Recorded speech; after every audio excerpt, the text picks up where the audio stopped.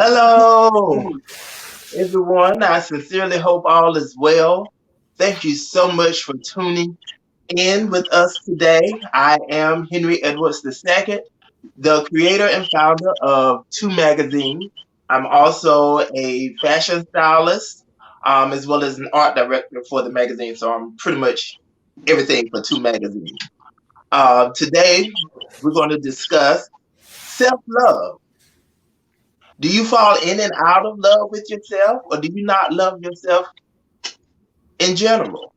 Well, today we have two experts who are going to explain to us how we can love and nurture ourselves. Um, I do believe in order to love and be able to give love, you have to be able to have it within yourself. So today we have with us, well, this evening we have with us Jason Phillips. He is a licensed personal coach as well as a licensed therapist. And then we have with us also Malika Robertson. She is a health and wellness professional as well as the owner of Yoga for Us. So I would like to start off with this conversation just by asking in general, and I know this is not on the script, but can you really fall in love with yourself and fall out of love? Well, Malika, I'll let you start. Um, I definitely will say that you can fall in love with yourself. You should make a practice of falling in love with yourself on a regular basis, falling deeper and deeper in love with yourself. That true love. And I would like to think that you could not fall out of love with yourself. However, I believe it is possible, unfortunately. Yeah, Malika, I agree. I think that when it comes to loving ourselves and being in love with ourselves, it's something that we have to be intentional about. We hear that word a lot, intentional, but we have to be focused on it. We have to take inventory, like what does self-love mean? What does it look like? A lot of times we know when we're not in love with ourselves because we're not liking how we show up. We're not enthused about the day. We're not passionate about the things we have on our schedule. Like for myself, I look forward to coming to this interview and this discussion with you guys. And I think we have to put things on our calendar so we can not only talk about the things we love, but actually live in and on our purpose. You know what? And I really agree with that. And I will also say with this question, can you fall in and out of love with yourself? I look at it as being in a relationship or a committed relationship or being married, where, everything is not going to be peaches and cream. There are going to be disagreements and there are going to be disappointments, but you're able to work those things out to be able to stay together. So I look at that as far as having a relationship with yourself. There are going to be times where you get frustrated with yourself, or there are going to be things that you don't like about yourself that you wish you could change and you can't change. But you take the good and the bad and you learn how to embrace it and move forward, because that is a quality trait, of you. And if it is something that can be changed, you work on it. You take those habits and you turn it into something positive. So when we also look at self-love, you know, I think about, especially like myself, you get up in the morning and you don't even look at yourself in the mirror. You just like, huh, I gotta go to work.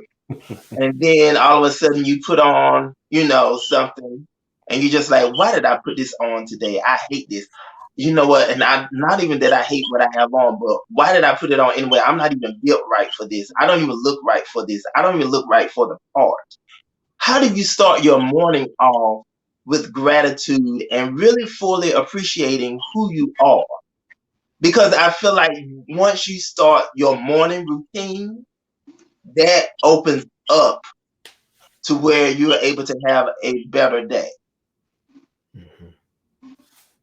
So Even looking at yourself in the mirror, like even looking at your, I'm sorry. Oh well, even like looking at yourself in the mirror, like Mhm. how often do we even first thing in the morning look at ourselves in the mirror and just be like, "Good morning, Henry. I love you so much," or "Good morning, Jason. Man, you got it going on today. You got this doing, blah blah blah. Malika, you fierce girl. We gotta go. We gotta get this money. We gotta get this money." How often do we do that? I try to on a very regular basis. I'm not even gonna sit here and say I do it every single day. But it has become a part of my self-care practice. I would love to hear because I spend a lot of time talking with women Mhm. about their self-care practices. So before I dive all in, because honey, I could talk for the whole 2 hours about practicing self-care intentionally. I want to hear from Jason, like what is your morning self-care routine look like? Or what do you suggest for your clients? So yeah, so you I like you make the distinction, like what does mine look like and what do I suggest.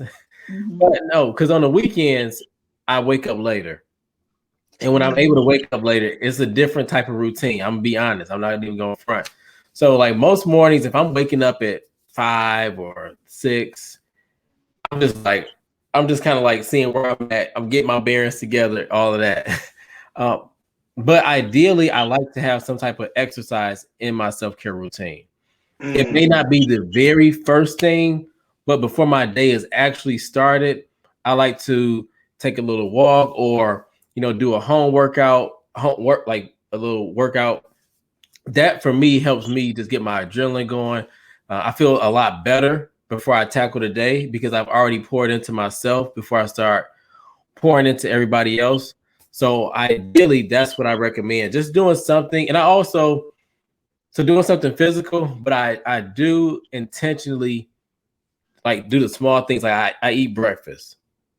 I have mm, breakfast and I make sure that I'm nourishing my body so that I can perform well.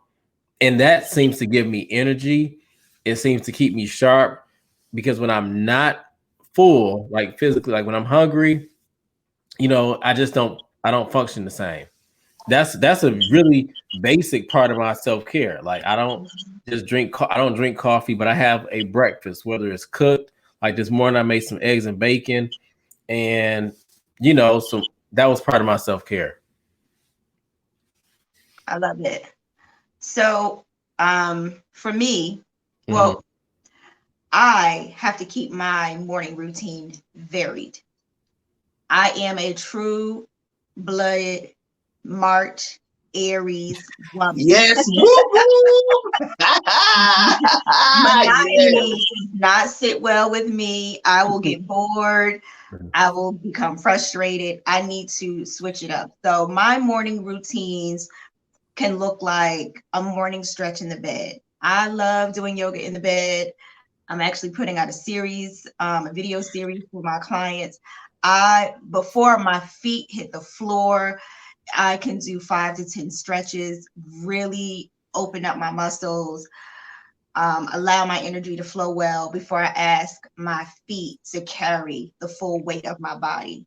Sometimes I reach over and count my self-care as journaling for like 5, 10, 15 minutes. Sometimes it's me drinking the full 16-ounce glass of water sitting on my nightstand to make sure I start my hydration on a good foot that day. Sometimes it is me just talking out loud, having a conversation with God. Maybe 5 minutes of me thanking, asking, giving glory, and spend the next 5 minutes listening before I start my day. So it really does vary for me. Sometimes I'm just lagging. Like if I wake up late and the baby got to get on the laptop, I get her settled, and then I start my self-care by going into mirror, oil cleansing my face, taking my shower, or moisturizing my body. And when I put on my lotion, I rub my hands and I thank my hands for all that they do. I rub my feet and thank my feet for all that they do. I rub my body down intentionally to just bring some awareness to this skin that I'm in, and just love on myself a little bit before I got to go out there and be, Malika. That's dope. No. That's dope. No, that's actually, both of you made a really good point about, having gratitude and really just giving yourself a hug and, just nurturing your body, whether it's through food, through hydration, whether it's meditating or exercise. I feel like all of that plays a big role, in how we can appreciate ourselves more, because what you put on your inside will definitely reflect of what's going on the outside. So if you're not eating properly, you're not, doing your workout like you should, or you're not having that me time, where you're able to think on your own and just have that time just set aside for yourself, whether it's just 15, 30 minutes to an hour. Everyone needs me time, especially now with in this pandemic. So for people who are booed up, you have not only booed up, you have kids. You gotta have space. Yeah. Otherwise, you're gonna go crazy. Listen, You're gonna go crazy. At this point, I don't know if folks are really booed up. They starting to feel like they're backed up and obligated into the house with each other all day, every day. Yeah, and I would say for me, how I start my day, especially now, I would say with this pandemic, it has definitely caused me to see myself in a different way. I definitely start my morning off with a heart of gratitude, because I am the type of person that I beat myself up so much that I don't really sit back and observe or see the positive things or the positive traits that I have, because I beat myself up so much. So first thing I do in the morning, I start doing, just a prayer of gratitude, just saying, thank you, Lord. For one thing, I will say, and this is personal, at one point I was, ashamed of my voice. So it's like, okay, I know I have to talk and I have to be out amongst people, but it was just like an act. But now in the mornings, I'm like, you know what, Lord? Thank you so much for this voice, because there are people who are out here who are mute and wish they could make a joyful noise. Thank you, Lord, for my features, because these are things that you have made and designed, especially for me, and for whatever the role or assignment that you put me here for. This is how you felt like I would fit the role. So I always start off with a just thanks of gratitude. And then after that, I do like Malika. Then I go into my little whole facial regimen so I can look younger.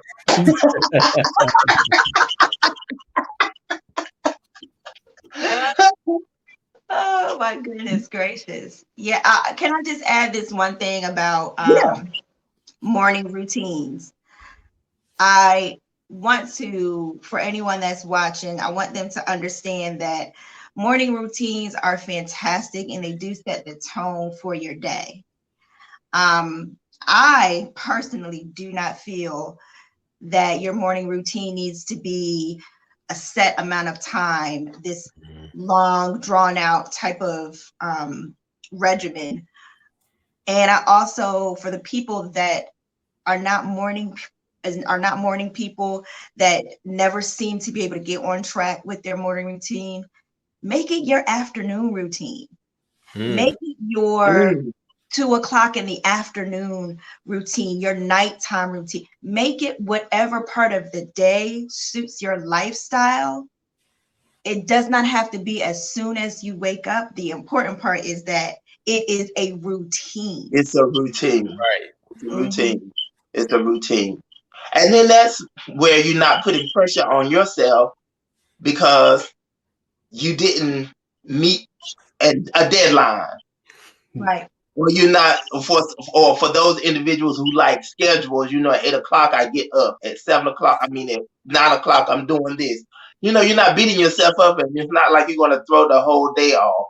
You're able to allow yourself flexibility or the freedom to do it whenever you can, but just know you can get it done within that time, within the day. Right. So, no, that's really good. That's really good. I should have had my pad to write that down. I know. So it's a daily routine. Okay. So that becomes that's almost like Oprah. That was an aha moment for me, okay? or like we like to say in my household from the from Coming to America. Aha. Yes. Aha. So when you love yourself unconditionally, how do you move your body? Oof. And I say it because yourself unconditionally, how do you move your body? Yes. With care. You move your body with care, with love, with ease. You move your body consistently. Mm-hmm. You move your body in a way that best serves that body. So I know many of us will say, oh, when you love yourself, you work out. Let me tell you something. I love me some me. I don't work out every day. But I move my body in the way that it serves Malika the best. If I'm tired, I'm not going to try to go out and run 5 miles. If I'm not feeling well, when it's that time of the month, sorry, fellas, I give myself extra rest. I move differently based on how I'm feeling. So I move in a way that best serves my body in that moment. And so, no, I don't go out and do a whole bunch of extra strenuous yoga poses or exercises because I'm 42 years old. I need all these muscles to work well. I ain't trying to break nothing. I ain't trying to fracture anything. I'm not trying to pull anything. I'm going to stay in my lane and move my body that keeps my systems working at optimum level, and that allows me to, when I see myself in the mirror or see my reflection, I say, okay, girl.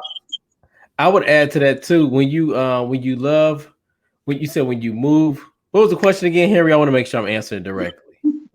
I'm getting tongue-tied on it. When you love yourself unconditionally, how do you move your body? Oh, okay, yeah. So I would say you move your body with confidence. So whether that's, the way you present yourself, you have your shoulders up high, you have your head straight, you're looking people in the eye. You move with a sense of grace, again, a sense of purpose, and you allude or exude that confidence. So when you don't love yourself unconditionally, a lot of times we shy away from things. We don't like to be seen. But when you love yourself and you love your body unconditionally, you actually do wear your confidence. I like that. I like that. and people will see it. Oh yeah, for sure. A mile And away. they'll know. And I'll even say, for the example, I would say for like my profession, fashion, when people are like, oh, you know, uh, Michelle Obama, she wore that pantsuit with that overcoat during inauguration. Well, it's not that she wore it; she had the confidence. Exactly. She was comfortable in her own skin. She knew she looked good, and that's what sold the outfit. Was the confidence, Mm-hmm. not the outfit itself. It was her in it. Because as soon as the camera hit her, she knew, oh, it's on. I already know. You saw the strut she had. You saw the strut because So she can was you, confident.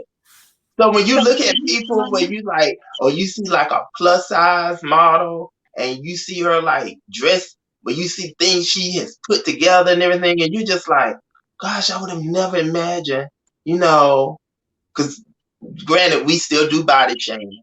So I would never have imagined a full figured person wearing something like that, or for her to be full figured, she know how to pull things together. Well, it's not that she does know how to pull things together to work with her body, but what's also selling it is the fact that she's comfortable in her own skin. Yep. You got to be so comfortable. can I just, okay, let me go ahead and chime in and be the woman of dissent. I'm gonna represent for the women up in here, okay? Go ahead. I think we have to be careful when we are strutting in the name of self-love, because there are many people that shield their lack of self-love through like their ego, through their with a bravado, so to speak, Yeah. where the confidence really may not be coming from a sense of joy or sense of acceptance or true confidence, but maybe like a barrier because they are lacking in some area. And I just want to make sure that no one confuses the two, that if I just talk the talk and walk the walk and, brush my hold my shoulders back and puff up my chest and pout my lips, that I am confident and I love myself, right? There is a distinction. And I will say, for my full figured ladies, you fine, boo. Pull it together, dress it up and down. I'm kind of in the middle. I used to be a little girl. I've been a size 2 and I've been a size 14, and I look good in all the sizes. But that is because my confidence came from like a really deep seated place. Even though in some of those instances in my weight fluctuations, those weight fluctuations were not just from eating and being sedentary. They were also coming from a place of states of depression or trauma or things of that nature. So there were real things going on, but that underlying joy and love for myself is what helps me and other people to move out of those spaces. So I just wanted to throw that in there, that we make sure we don't misconstrue bravado with confidence coming from a real place. And I know, Jason, you know exactly what I'm talking about, right? I know what you mean. Yeah, where it's not genuine. It's a facade. That's the word I was looking for. It's a facade. And when you start having these real conversations with people, and you can tell from their energy, like, oh, this person they're not as proud as they seem. There's a lot of brokenness behind that strut, or the way they speak, or their tone, their behavior. Like, we need some healing. And Malika, you hit it on the head. Like, there's a big difference between real confidence and faking it till you make it. Yeah. So do you think with this, this is something that should probably start as a child, and maybe teaching your child how to start loving themselves, not become obsessed, but because now with the way social media and everything is set up, people are more obsessed with themselves, and they are concerned more about the likes and the followers. Right. So how can you should that start at childhood? So then by the time the child is an adult, they're able to adjust to whatever life brings them, and they can still walk, with their head up high. And like, I am who I am, and this is it. Because I think a lot of times, especially with adults, and I would say more so, I'm sure it's I would just say in general with adults, we bring those issues from our childhood into our adulthood. And then that's where, as you and Malika mentioned, that's where the facade comes in. Where it's just like, okay, I was bullied in school, but let me walk around here now and let them know that I don't play. Because I'm not going to have anyone to intimidate me.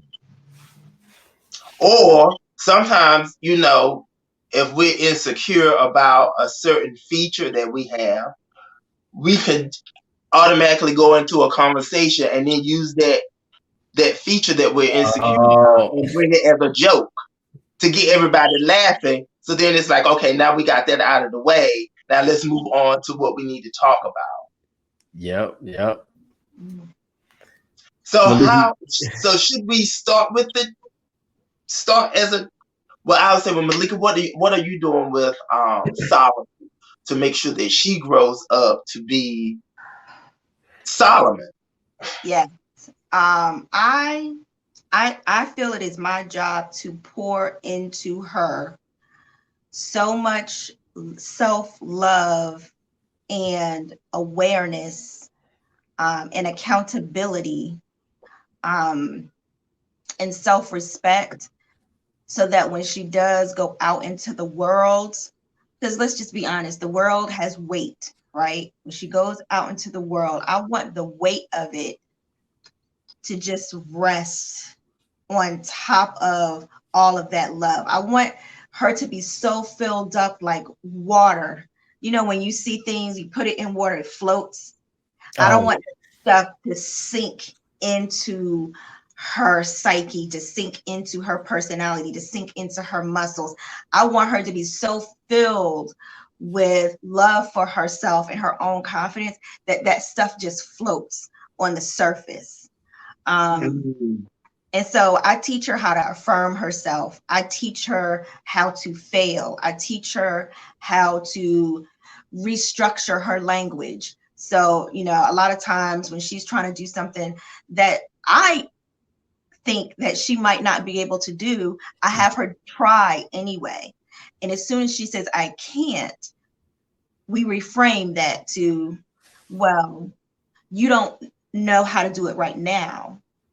Maybe if you took some time out, you could learn how to do it. Or with some practice, you can learn how to do it. Or if you ask for help, you can learn how to do it. So it's not an I can't, right? When you talk about who you are, I teach her to see herself as who she is and not what she does, right? She's a beautiful girl, and people are going to tell her that she's a beautiful girl. They're going to tell her that she has beautiful hair. They're going to tell her that she has beautiful skin. But that's just outer beauty. That is not who you are. So if somebody chops off your ponytails, you are still you.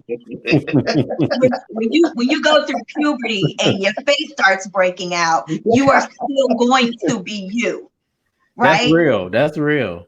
That is real. Or you were skinny as a child, and then puberty hits, and now you blow up. Right. You You're are still the still same. Yeah. Yeah. Yeah. And so I try to give her that foundation. Let me just preach for just one moment. I give her the foundation that Spirit of the Lord dwells in you, and that's his house, right? Yeah. So you walking through the world, you just know who is with you and who you carry with you. And there is nothing that is out of reach that you cannot do. But the accountability piece is you have to be prepared, Prepare. right? You have to work. And when you mess up, because you will, because I mess up and daddy messes up and grandparents mess up, because we're human, you own it. You learn from it and you move forward. You get back up, brush yourself off, figure out what the lesson was that you just learned from that. Take that lesson and move forward. So I try to do that with her. Some days are fantastic. Some days I feel like stringing her up by her pinky toes.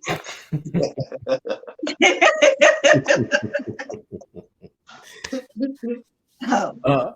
I would say, yeah, if we can start out, building our children up with self-esteem and self-love, then yes, they just go through life having a better experience, because people are going to throw so much at you.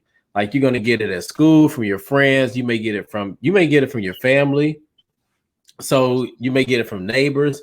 And the more that we can validate ourselves and affirm ourselves, it's something that takes so much work. So it's not like the parents can just do their job and think, okay, yeah, my son or daughter's going to be good. No, because you still got to watch out for the kids at school. And then when you come home, you got to see what the kids in the neighborhood are going to do. So that child has to learn how to, quote unquote, fail. I love that. So that you know how to get back up and still try. And that all encompasses being able to love yourself, being able to show up as yourself, and not look for everybody else for validation. Because as you said, Henry, we go through puberty, right? Where we go through phases where we were like, oh, I don't want to go to school today. I'm not looking my best self, right? But we all know we have to still show up. So if you can show up as you are, and it's not about what you do, but it comes from within. And the more that we can really just reiterate that over and over again, especially as a child, that child will grow up with a much stronger sense of self and a sense of belonging. Because without that, you just kind of flounder and flap all over, and people tell you stuff and you start to believe it, and then you internalize it, and then you don't show up as yourself, and that's how just a lot of bad stuff happens. So I could go on about that. So yeah, start as a child for sure. And that's a good point that you mentioned, because if you start seeking other things to validate you, you really can't. If someone asks you, "Who are you?" you can't answer it, because you haven't even taken the time out to learn you. When I say that, it's just like, okay, well, if you're dating and you see this particular person as a future soulmate, you two take the time to learn each other and know each other before you make that big move. You can't do that with yourself, because you don't even know who you are. You're just existing and you're not living. And That's how I look at it. And No, for sure. that sometimes we as parents are some of the biggest barriers to our children's self-love and don't realize it. So I think a lot of our job as parents is to really practice being mindful, Of the words, yes. what we say about ourselves, of what we say to them, because they really do soak up the messaging and the things that we tell them as their parent, because we're the first point of contact for our kids, especially when they're little. They take that messaging and they build their self-image and their self-worth around that messaging, right? And so I think a lot of times what happens is we see that there is some damage or some sort of issue with the kids when they're in middle school or, going into high school, their self-esteem or something is awry and we don't know why. And it's because you've been, as a parent, teasing them or calling them a particular thing or shutting down their independence in certain avenues for so many years. And it's slight. It's so very slight. We miss it, right? It's so easy to miss.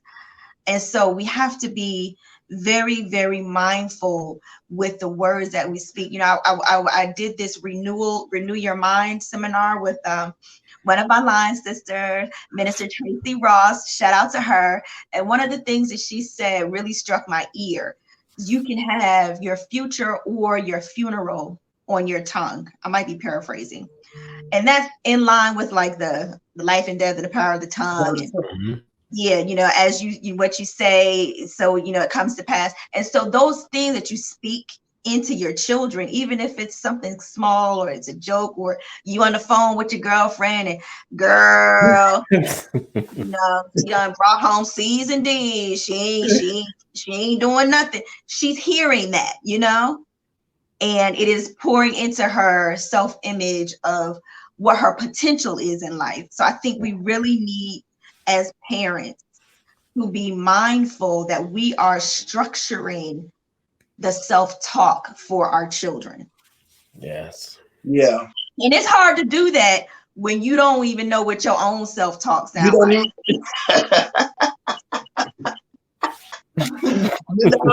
Yeah, that's the again, if you don't even know yourself, how can you help nurture someone else? And it's just the same pattern is going to keep repeating. Yeah. Which leads to Jason, did you have anything you wanted to add? I was going to add real quick too, and whether it's your parent, whether it's your homeboy or homegirl, people do still pick up when you really do have a good sense of self. When you're trying to teach somebody, you don't listen to people when you don't even think they believe themselves. Amen right here. Yeah. Like I'll go along with her, like, yeah, okay, I understand. In my mind, I'm like, I'm gonna go ahead on and I'm gonna go ahead on and do what I said I was gonna do, but thank you anyway. Right. That's when we hit them with the okay, girl. Yeah. Now, do you think with these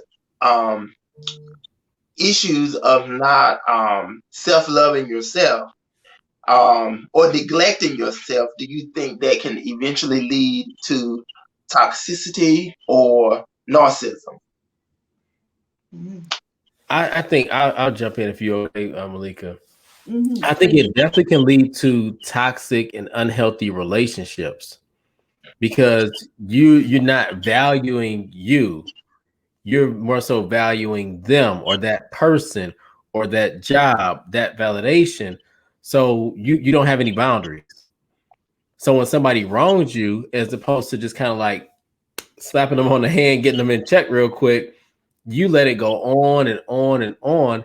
And then you like, I had a bunch of failed relationships, or I don't know why I can't get along with people, or why am I choosing people who don't honor my boundaries or who don't respect me?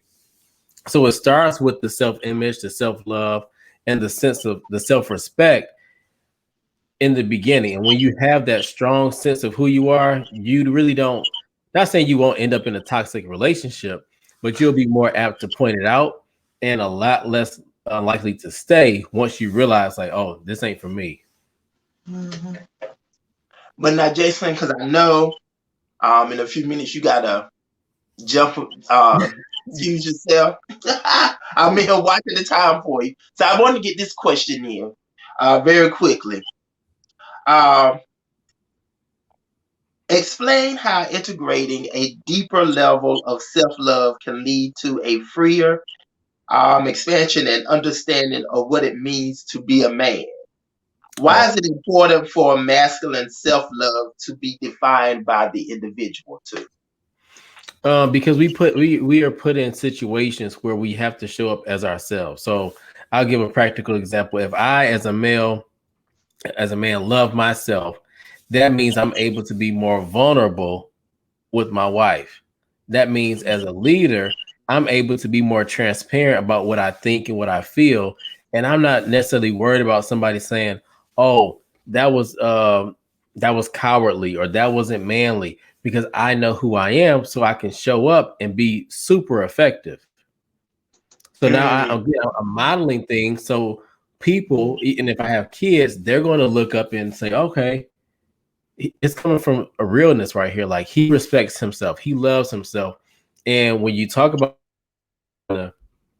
we want to teach self-love, we have to practice it. So as a man, we can hold boundaries, we have better relationships, and we just don't let a whole lot of stuff slide because we know who we are. I agree. I Yeah. agree. I agree. And so definitely, and especially with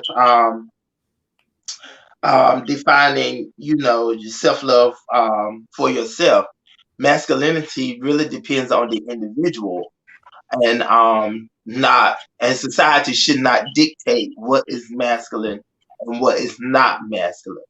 Pretty Exactly. much it depends on the individual and what that individual thinks what is masculine and what's not masculine. And I think with a lot of guys, they feel uncomfortable in their on the inside, they want to try and do certain things. And I'll say, for an example, grooming. Hmm. So they really want to get into the whole grooming, um, and learn about cleansing and all that stuff, but you have your surroundings that think, oh, well, if you in here wearing a face mask or Uh, you have eye cream on, you're a punk. No, hmm. you just trying to take care of yourself so you can age gracefully. That yeah. And I'll say this real quick too, Henry. You can get peer pressured a lot easier when you don't love yourself because men, we a lot of times we are really competitive. Very. We're competitive to the point where it can be detrimental. So you'll do some things, you'll get into some relationships, you'll have some risky behavior that you may not do or engage in if you really love yourself because you're gonna know, oh, that's not for me. That's not for Jason. But if I don't know myself and I'm kind of like, I'm trying to figure it out, I end up in a world of trouble based off of what other people are doing because I don't know and love myself. Sounds good. Well, I know you have to leave, Yeah, Jason. this was a great conversation. Man, that And went I fast. and I have Jason's information scrolling across the screen soon. But Jason, if you want to let people know how they can get in contact with you or how they Yeah. can follow you, please feel free to do that. And then I have it scrolling. If you missed it, I have it scrolling on the bottom of the screen as well.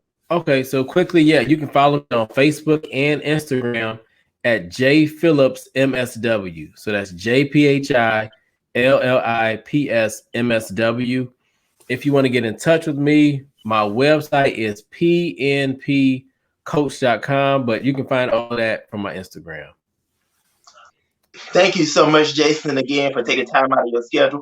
We Yeah, have to do a part two. Look, yeah, I we have have so many to. questions left. We have to do a part two, but I'm not going to put you on the spot like that. I know you're busy, but No, it's just good. keep that in the back of your mind if I reach out to you. Or I'll, look, when I reach out to you, I'll be you'll be glad to. ready. Malika, glad to meet you. Same here. Thank All you for right, your y'all. insight. Thank you. Have a good evening. Okay, bye-bye. So, Malika, it's Just just the the two of two us of us. now. We can make it if we try. Just the two of us. Just the two of us. Yes. Let's talk about journaling. Okay. So you we had a conversation a while back and you mentioned um over the phone you mentioned journaling. So how does journaling um go hand in hand with self-love? So, like I was talking about before, being able to know what your self-talk, what your mindset is built of, That is what journaling allows you to uncover. So, and there are different types of journaling, right? You have people that write down their to-do list. You have people that write down their ideas. You have people that use journaling to manifest and reach their goals. The type of journaling I am talking about is doing mindfulness work, self-reflective work, where you sit down and you either give yourself a topic or you free write the thought process in your mind.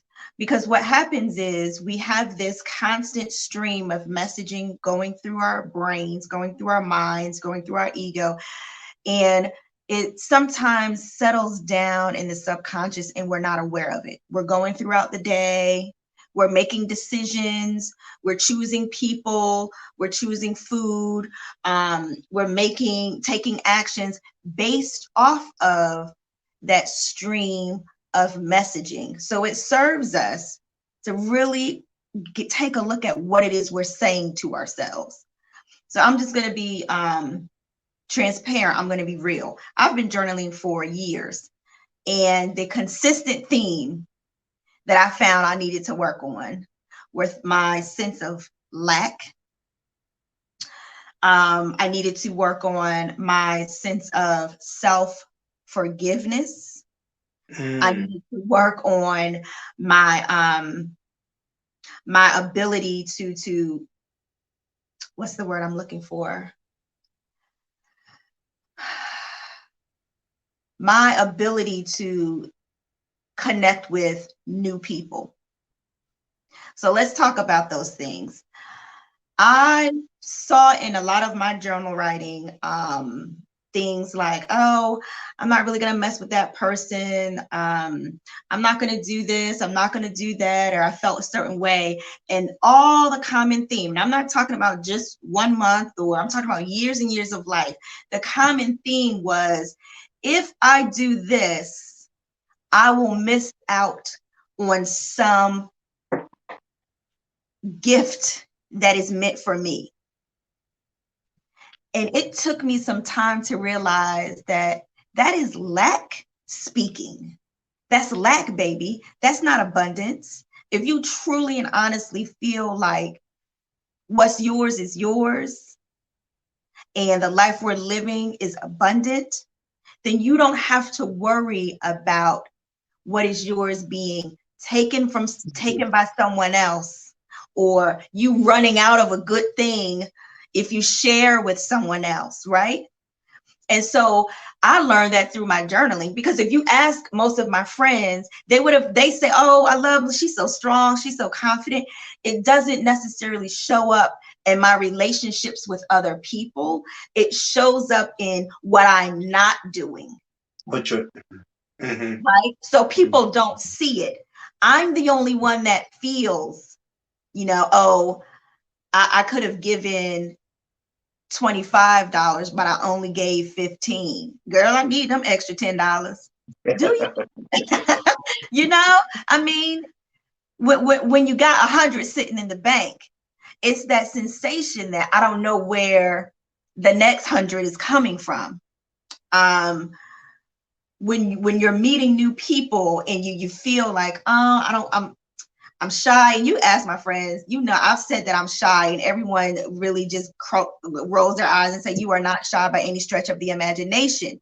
And what it really was, what I was trying to articulate, is when I walk into a room and I didn't necessarily know if I belonged in that room, if I was up to snuff to the other people in that room, it gave me pause. So as confident as I was, as I've always been, walking into a room that I want to be in, not feeling the confidence and the self-assurance that I belong in that room. And I would just say, oh, I'm shy. I'm slow to meeting and warming up to new people. No, what I was really doing is seeing if I could really hold an intelligent conversation with that person. If my resume matched up enough with your resume for me to feel confident speaking with you. instead of me just coming and walking into any situation as who I really am. And that's the child of God, that is God living a human experience in all my Queen Malika-ness, that it is enough, right? So when we say I am enough, you really have to be able to embody that, and you have to see instances where you are not practicing that. So that's what journaling does for me. It uncovers the sneaky, insidious little negative or hindering patterns of self-messaging that I don't see because it's not on the top of my mind. It's not in the forefront. And we need to do that. Yeah, and then you're able to look back, read it, assess it, and say, okay, this is what happened in this situation. This is what I should have done. Moving forward, I would do this. As opposed to, and that's actually really good because journaling, especially when you're doing that, that's receipts showing you how you're actually treating yourself. Yeah. And how you are depriving yourself from other opportunities or other sources. Bear with me for a moment. I got to get my charger. I know this is really ghetto. I'm sorry. So yeah. No, I really agree with that 100%. Because if not, you're going to continue to tell yourself these negative things, and then you're going to believe it, and then after you believe it, you're going to become it. So I agree with that. Absolutely. Absolutely. So here's what I want to encourage everybody with when it comes to monitoring your self-talk. A lot of us like to use affirmation to circumvent negative self-talk. And what I have learned in my years of journaling is that affirmation only works when it's believable, when you believe it. So you can say, I'm going to be a millionaire by 2025. But if there's a piece of you that is thinking, how you going to do that? You don't even have, you don't even have $5,000 in your bank account. How you gonna get from here to there? Like if there's a part of yourself that does not agree, then it may not work. It may not come to pass. You might be hindering yourself with that negative self-talk.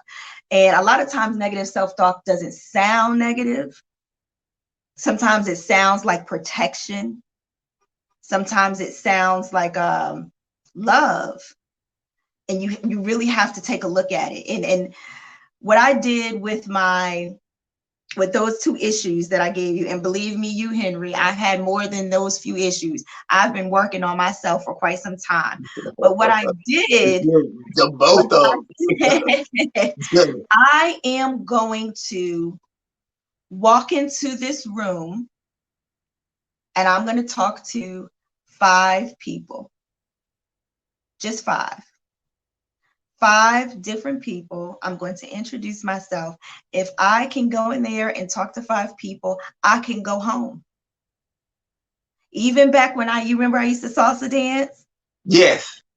I would sit in the salsa club for hours and not ask anyone to dance because I just was like, oh, well, I don't know if I can dance with that person. I don't know if I can dance well enough. I don't want to make a fool out of myself. Instead of just enjoying it, because I love to dance. And a lot of people don't know that about me. I was shy. That was my framework for what I was doing. And then I got to the point where I said, you know what? When you go out dancing, because I couldn't find anybody to dance with me, to come with me, I will go to the club by myself. And I gave myself the mission. You have to dance with 5 people. If they don't ask you to dance, you have to go and tap a guy on his shoulder and ask him to dance. Once I started doing that, I could go out and dance all night. Once I started going into networking events and forcing myself to talk to different people, it became easier.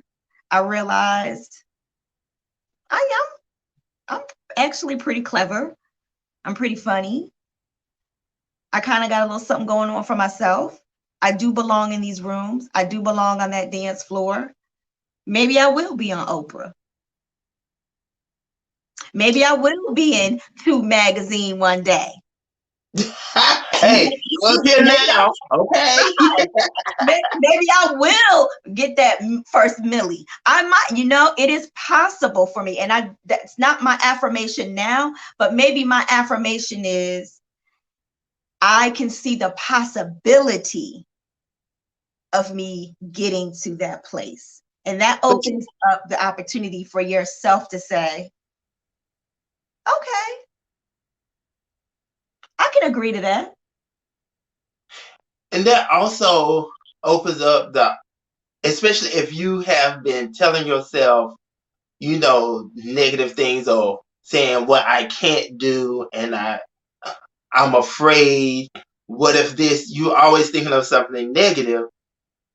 By pushing yourself, you're actually communicating to yourself that I can do this.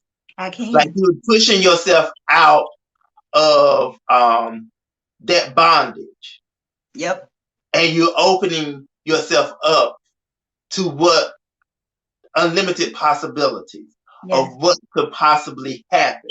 You're not restraining yourself. You're able to open up and to receive what the universe, God, whatever your religion affiliation, whatever you believe, you're opening it up to receive. So now you're having your hands out like this instead of having a fist.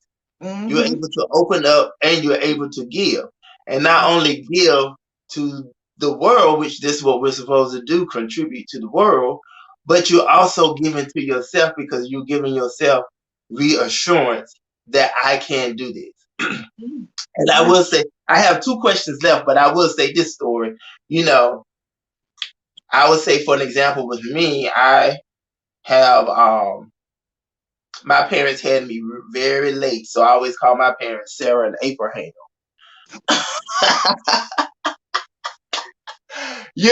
So my dad, if he had, my dad was 82. My dad was 81 when I graduated from college. Okay, so he should have already been somebody granddad, if not great granddad. Okay, he's sitting up here a papa at 81 with a 22-year-old running around. Okay, go figure. So anyway, yes, daddy. So go figure. So you dealing with older people from that generation where they sit and they watch the news and they see all of this killing, all of these mishaps, all of this stuff going on. So when you have someone, a younger person or a kid, and when you're a kid, you have all of these ideas. I'm going to do this. I'm going to do that. I want to go travel here. I want to do that. No, you can't go over there and do that. What if you get over there and run into a long distance truck? You don't know how to drive like that. Them long distance trucks will hit you and then there you go dead. Why do you need to go way over here? And you can do the same thing here. Don't you know I saw on the news people were doing? So you grow up with this fear. But to bring it on home, as like what Malika was saying about the salsa, there were certain fashion opportunities that were presented to me. And I'm like, okay, well, how am I going to drive? How am I going to get around in this big city of DC? How am I going to do this? Because in my mind and how I was brought up, I took that fear with me of how I'm going to get around. And so one of my friends, she told me, she said, Henry, as tall and dark as you are, people need to be afraid of you. Why are you timid? Why are you timid? So I pushed myself to go to these events myself because it was like I had a conversation with myself. I was like, okay, well, Henry, you can either sit here and let this opportunity pass, or you could just suck it up, pray that the Lord guides your steering wheel, and you go to this event. And now it has opened up, several doors, and I'm glad I pushed myself. Even with this is a push for me because I'm insecure about even doing this, believe it or not. But it's a push for me to just get out of my comfort zone and push myself to be able to receive as well as give. Yeah. So I say all that to say, Malika, I have one question. How is yoga self-care? Ooh, this is all we've been talking about all night. This is a part of my yoga practice. So when we think of yoga, we think of the poses, the touching of the toes, the bending of the back, the stretching of the muscles, right? Which is important. Don't get me wrong. Moving your body intentionally is very important. But for me, it is not the most important part of my yoga practice, my yoga teaching, or anyone else's practice in terms of yoga. Now, I don't shame anyone if they only see yoga as a physical exercising type of practice. That's fine. That's how I came into yoga. But for me, yoga is the ability to see myself more clearly, to be more connected to my highest self, to connect my mind, body, and spirit so that we are aligned. It is balanced. And I use so many things to get there. Because like I said, I'm Aries and I need variety. I use my breath. I use my journaling. I use my affirmation. I use my meditation. I use my dancing. I use my stretching. I use all of these modalities to help align what is going on in my mind, what's going on in my body, and what's going on in my spirit. So that is what yoga is to me. It is the alignment of my full self. And that is what self-care is. It allows you to ask yourself some real questions. Some of my favorite questions I love to ask myself now are, what's the worst that can happen? What's the best that can happen? If not you, who? Here's my favorite also. Why not you? So whenever I'm like, oh, why me? I ask myself, why not you? And if not you, who would you assign this burden to? And you know what, Malika, that's actually a good another good point. Because you have these conversations, with your friends or your partners. You have it with your kids, and you have this conversation about things. You bring up things. Sometimes it could be uncomfortable, but you bring it up because it needs to be discussed.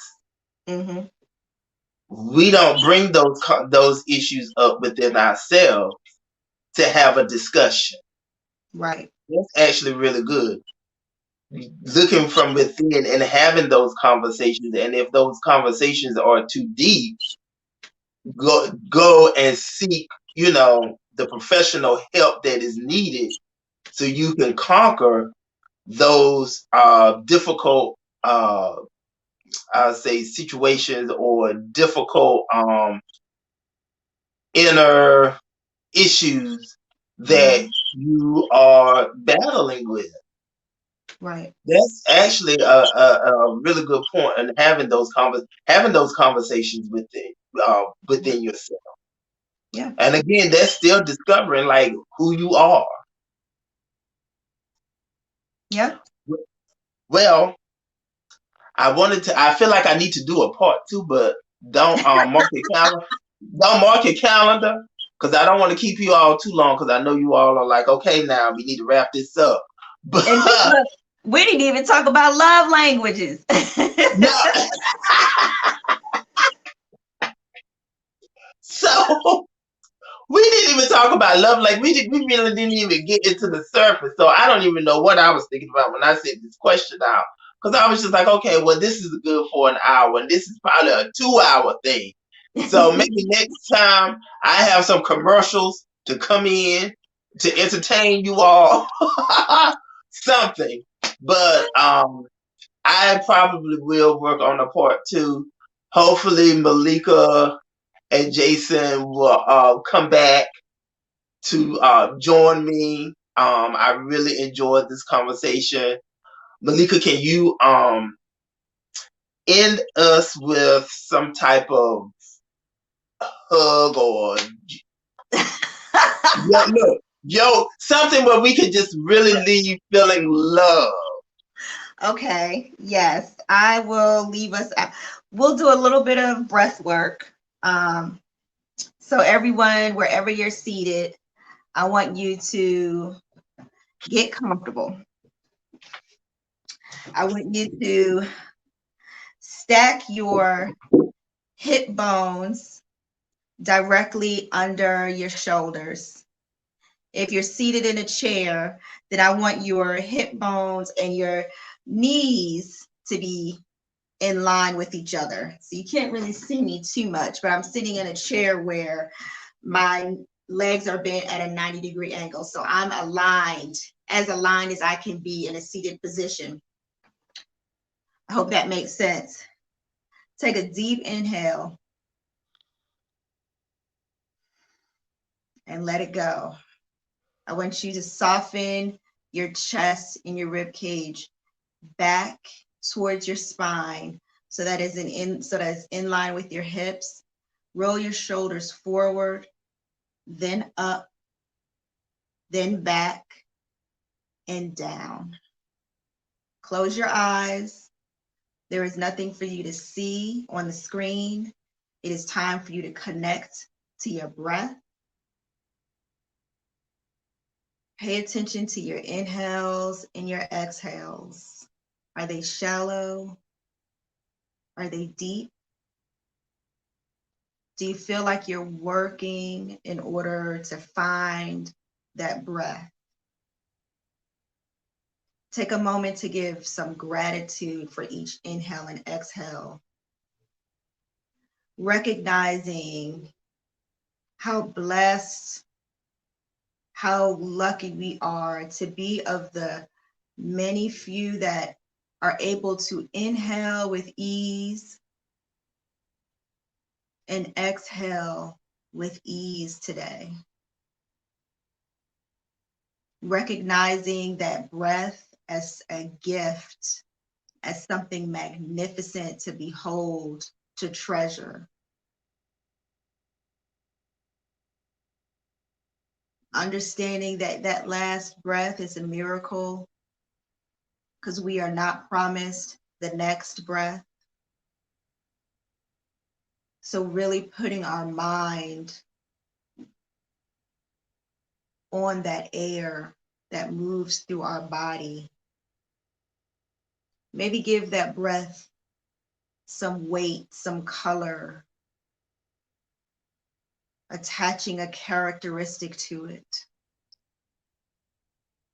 Allowing it to grow inside of your lungs, allowing it to expand your abdomen, allowing it to seep down past your pelvis, down into your toes.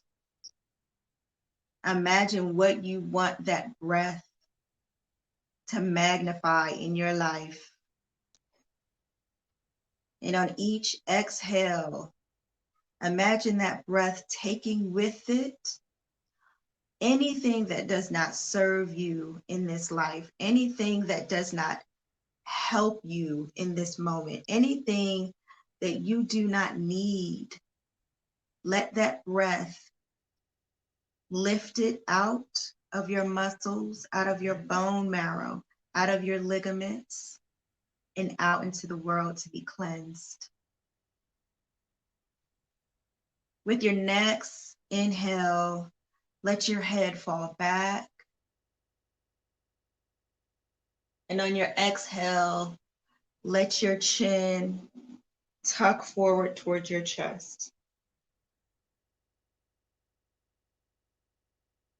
Following your breath, moving your head back and forward.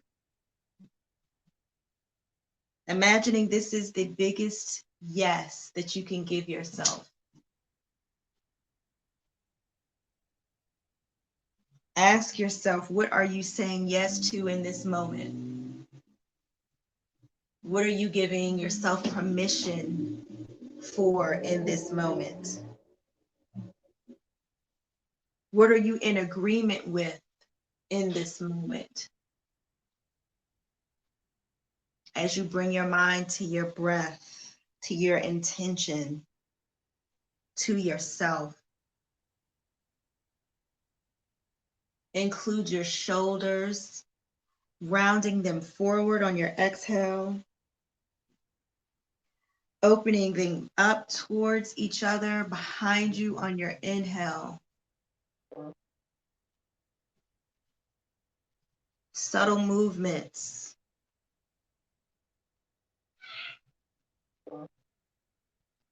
Saying yes. Yes, I can. Yes, I will. Yes, I do.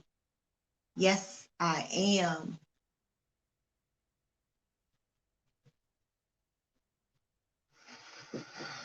Now lean forward on your next exhale, allowing your belly to meet your thighs.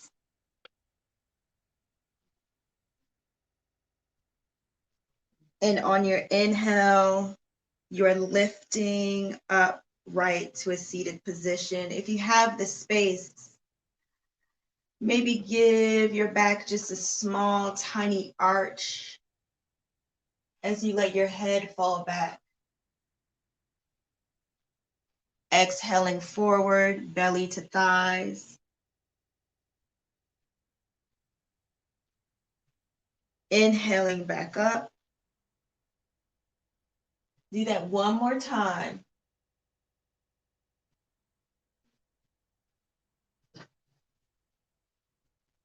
And meet me upright with your natural breath before you open your eyes and take in all the light and the sensation of the world around you. Take a moment to agree with yourself that you will love on yourself in whatever language your love language exists in. Whether it is affirmation, acts of service, gifts, touch, quality time, however you want your romantic partner, your children, your parents, your friends to love on you, I want you to take that and love on yourself first. Agree to that in this moment.